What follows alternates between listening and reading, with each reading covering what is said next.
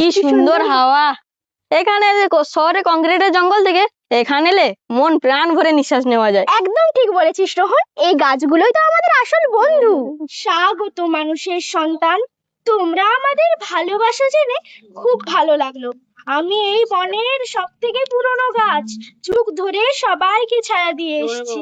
কিন্তু সব মানুষ তো তোমাদের মতন নয়, অনেকে আসে ডালপালা কেটে নিয়ে চলে যায়, জানো আমরা খুব ভয়ে থাকি। গাছ কেটে দে সনাতন, দেরি করিস না, দেরি হলে আর আমরা গাছ পাবো না। গাছ কেটে দে। বাহ, দারুণ সব গাছ। এই শাল, বট, মহুয়া গাছগুলো কাটলে বাজারে প্রচুর টাকা পাওয়া যাবে। সনাতন, হ্যাঁ মালিক, কোরাস বের করো। এই সব গাছগুলো কাটলে অন্তত এক একটা নদীতে 5 টন কাঠ হবে, বিশাল লাভ। কিন্তু বিক্রম বাবু, এই বট গাছ তো আমাদের গ্রামের কত পুরনো গাছ, এখানে আমরা চণ্ডী মণ্ডপ করি, উপরে ছায়ায় বসি। হ্যাঁ বিক্রম বাবু, এই গাছ কাটলে গায়ের মানুষ তো রাগ করবে। চুপ থাকো তোমরা, টাকা দেবো বলেছি না, কাজের দিকে মন দাও। গাছ কাটলে তবেই তো তোমরা মজুরি পাবে। সনাতন, হ্যাঁ মালিক। ধরো করা। থামুন, আপনারা এই গাছ কাটবেন না। গাছ আমাদের অক্সিজেন দেয়, ফুল দেয়, ফল দেয় ও শীতল ছায়া আশ্রয় দেয়।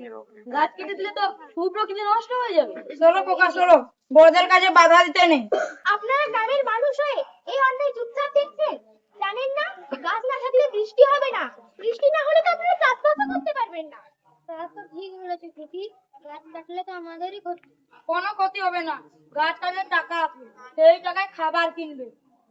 সনাতন, হে মালিক। কোরাস বের করো। লোভী মানব, নিজেরা নিজেদেরকে এভাবে ধ্বংস করো না। আপনি কে? আমি এই অরণ্যের আত্মা বিক্রম। সনাতন, তোমরা টাকার লোভে যে কুঠার তুলছো, আসলে যে নিজেদের ভাগ্যে সেটা মারছো। এই অরণ্য ধ্বংস হলে এই পৃথিবী মরুভূমি হয়ে যাবে। ঝড় বৃষ্টি এসে তোমাদের ঘর বাড়ি ভাসিয়ে নিয়ে যাবে। তখন সেই টাকা দিয়ে কি করবে? আমি শত বছর ধরে তোমাদের পূর্বপুরুষদের বাঁচিয়ে রেখেছি, আর আজ তোমরাই আমাকে কাটতে এসেছো। আমাদের ক্ষমা করুন অরণ্যদেব, আমরা আজ পেটের দায় এই পাপ কাজ করতে যাচ্ছিলাম। আমরা আর কখনো গাছ কাটতে দেব না।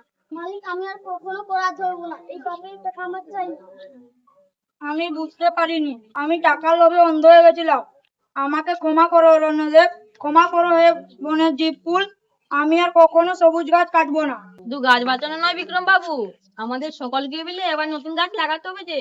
তবেই পৃথিবী সুন্দর হবে, সবুজ হবে, নির্মল হবে। মনে রাখবে একটা কথা, একটা গাছ, একটা প্রাণ, এক পেড় মা কে নাম। আসুন আমরা সবাই মিলে প্রতিজ্ঞা করি, অরণ্য বাঁচাবো, পৃথিবী গড়বো।